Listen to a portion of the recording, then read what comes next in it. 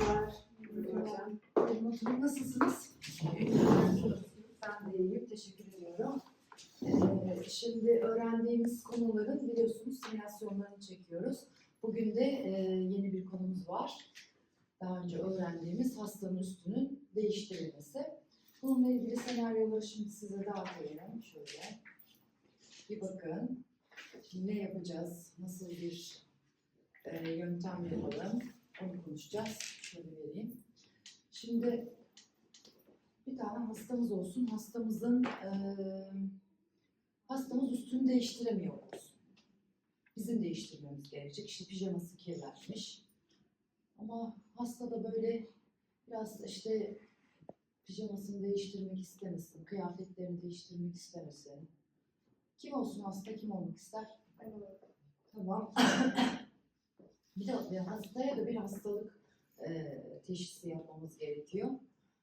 Ne hastası olsun? İşte felçli bir hasta olabilir. Kolunu oynatamayan, kolu işte alçılı ya da kırık bir hasta olabilir. Tamam, öyle olsun. Üstünü değiştirmeye ikna edecek hemşirelerimiz olsun yanında. Evet, siz ikiniz o zaman hemşirelerimiz olun. Bir de hasta yakını olsun yanında.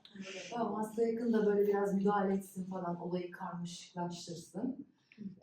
Neler lazım bize malzeme olarak? Şöyle bir düşünelim. Evet, yeni temiz pijama takımları. Eldiven olabilir. Hijyenimize dikkat edeceğiz. Başka? Kirli sepeti. Hemen kirlileri çıkarttığımız kirlileri koyabileceğimiz. Evet. Kişisel koruyucularımızı takarak ve vücut ergonomimize de dikkat ederek o zaman simülasyonumuzu yapalım. Hazırlıklarımızı yapalım. Tamam, diğer derste o zaman görüşürüz. Var mı sormak istediğiniz bir şey? Tamam, oldu. Görüşmek üzere o zaman. Teşekkür ediyorum. Merhabalar. Merhaba. Günaydın Şevval Hanım. Nasıl hissediyorsunuz kendinizi? İyiyim, teşekkür ederim. Bir ağrınız var mı? Var. Ne vardı dün akşam bana yok dedin ya kız. Şimdi var anneanne. Tövbe estağfurullah. Şevval Hanım, şimdi sizin durumunuz için kıyafetlerinizi değiştireceğiz. Temiz kıyafetlerimizi giydireceğiz. Yani bize güvenebilirsiniz. Yok canım acır. Ya sen niye de bak kıyafetlerini değiştireceğiz? İzin vermiyorum yok. Yani rahat olun. Onu sadece zarar vermeden üstündeki kirli kıyafetleri çıkartmamız gerekiyor. Yok ben izin vermiyorum, Evet. çocuğum sevmezsiniz. Günahtır kız ya. Bize güvenebilirsiniz. Hiçbir sorun olmadan üstündeki kıyafetleri çıkartmamız lazım. Ya diyorsun anneanne, ne yapalım? Ben yok diyorum ya, niye söylüyorlar seni ya? Ama bu sizin sağlığınız, rahat etmeniz için yani. Evet. Anneanne iyiliğim için biz değiştirsinler o zaman. Yapsınlar kız.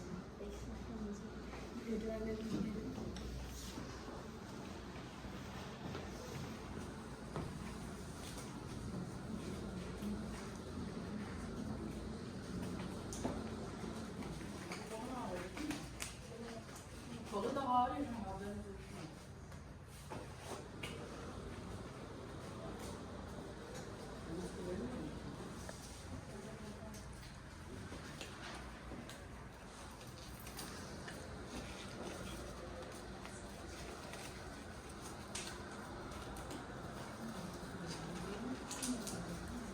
Hemşire arkadaşımız öncelikle sizin kıyafetinizi çıkartacak. Ben de sizin üstünüzü giydireceğim. Ayakları o kadar açmayız. Değiştireceğim. Zaten biz mahremiyete her zaman dikkat ederiz. Allah'ım yarabbim. Siz kolunuzu kaldırın.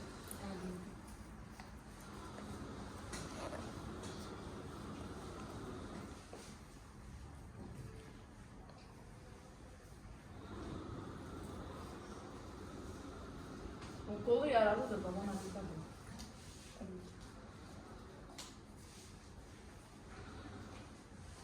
Kız dikkat et diyorum sana, güzel konuşuyor. Yok yok. Dikkat ediyoruz tabii ki her zaman.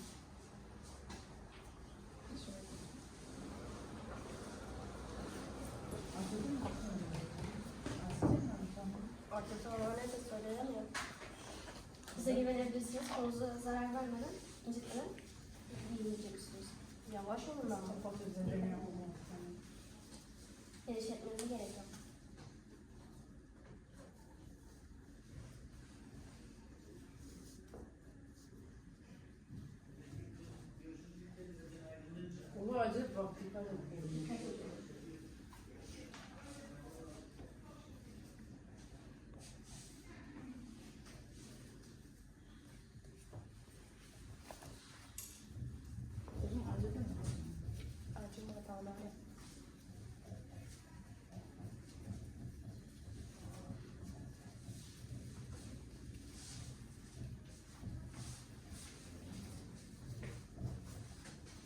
Aferin ha, çok da güzel oldu. Yapmıştı gözlerime. Kırmızı kırmızı.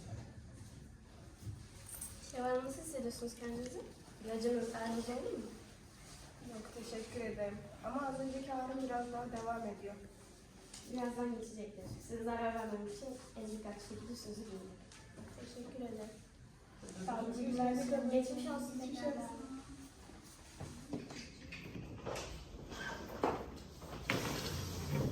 Evet, merhaba çocuklar. Buyurun oturun. Evet, güzel bir simülasyon çalışması yaptık. Öncelikle tebrik ediyorum sizlere. Şimdi konuşalım bakalım. Neler yaşadık, neler yaptık. Ama buna başlamadan önce bir çekimimizi bir izleyelim. Siz de kendinizi bir görün, bir bakalım.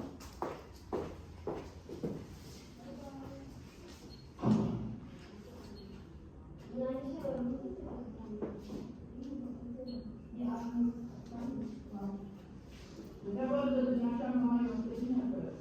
Şimdi var anlayın. Şevval'in için durumumuz için kıyafetimizi değiştireceğiz. Temiz kıyafetlerimizi giyeceğiz. Diyebilirsiniz. Yok, olmaz mı? Şimdi bakalım ben geçeyim. Eğitimler mi lan bu? Daha sonra onu sen zarar vermeden şimdiki kıyafetle temizlememiz gerekiyor. Çıkartmamız gerekiyor. Eğitimler mi alırım sana aslında? İnandırdın sen. Temizleyebilirsiniz. Şimdi sonra onu şimdiki kıyafetle çıkartmamız lazım. Yok ya, ne söylüyorsun? Ama bu sizin sağlığınız rahat etmeniz için yani. Yapsın ama.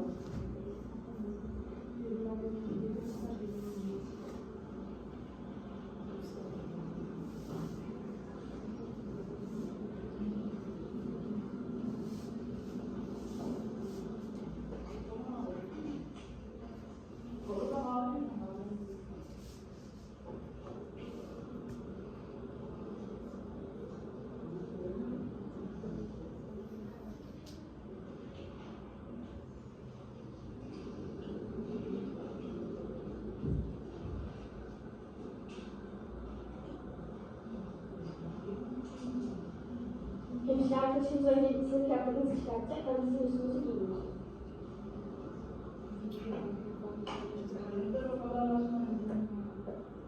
İsteyeceğim zaten maliyeti her zaman dikkat ederiz.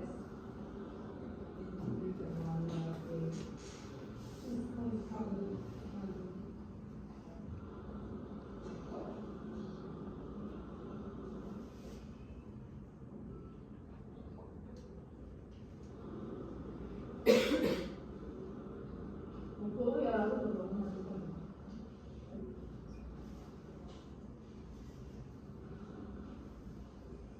Zaten diyorum sana. Evet. Dikkat ediyoruz.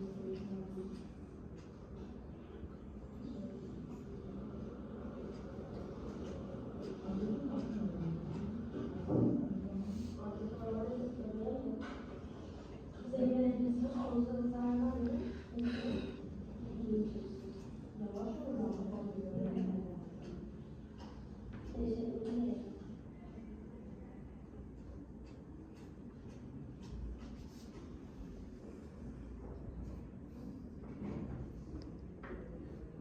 Bu acı korkuyor.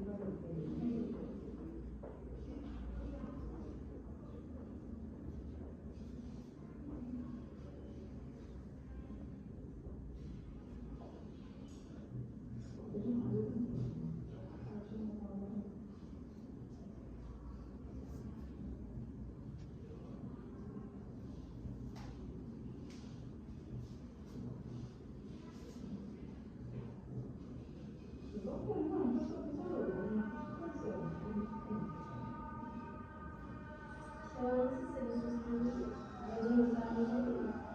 Çok teşekkür ederiz. Ama az önceki ağrım biraz daha devam ediyor. Bir yandan geçecektir. Size zarar vermem için en dikkatli şekilde sözü dinleyin.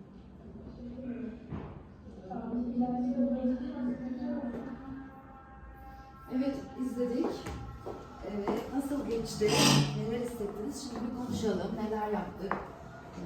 Yaptığımız hatalar var mıydı? Ya da daha başka neler yapabilirdik? Şimdi ben önce hastayla başlamak istiyorum. Evet, hasta olarak Doğru sana yaklaşım yaptı mı hemşireler?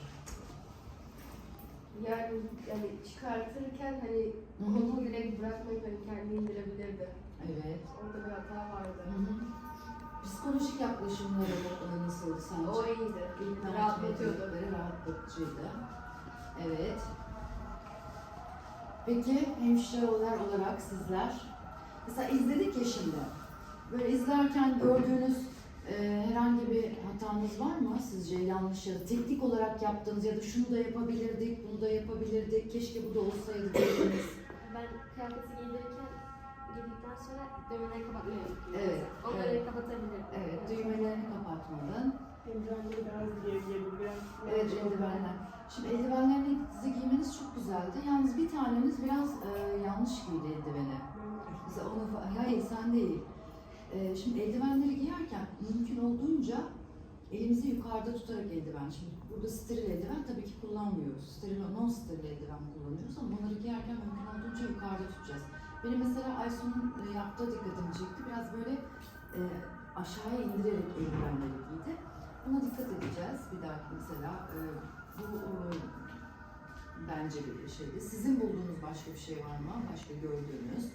Mesela neler hissettin hastaya yaklaşırken? Hani bunlar tabii ki olacak. Zaten simülasyon çekmemizdeki en önemli amaç bunları yapa yapa öğrenmek. Neler hissettin? Gerçekten böyle kendini işte hemşire gibi hissettin mi? Evet, hissettim ve hastaya zarar vermek istemediğim için çok dikkatli olmaya çalıştım. Ona nazik davrandım. Göstermeye çalıştım. İncitmemeye çalıştın, ikna etmeye çalıştın. Bir de siz böyle hastayla uğraşırken bir de yanında refakatçimiz vardı, anneannesimiz vardı. Anneannemiz de her şeye çok karışan değil mi? Var çünkü böyle hasta refakatçileri ile karşılaşıyoruz. Onun da çok güzel ikna ettiniz. Ettiler değil mi seni de ikna? Ne Evet, düşünüyorsun? Sen ne düşünüyorsun? Ben de onların o konuşmasına oldukça ikna oldum. Yani güzel bir dille, tatlı bir dille izin Evet. aldılar, izin istediler. Evet, bağırmadan, güler yüzle değil mi? Sizi ikna etmeye çalıştılar. Evet, var mı peki başka söylemek istediğiniz bir şey? Şu da olsaydı, bu da olsaydı dediğiniz. Peki o zaman çok teşekkür ediyorum. Yeni bir uygulamada, simülasyonda görüşürüz o zaman. Teşekkürler.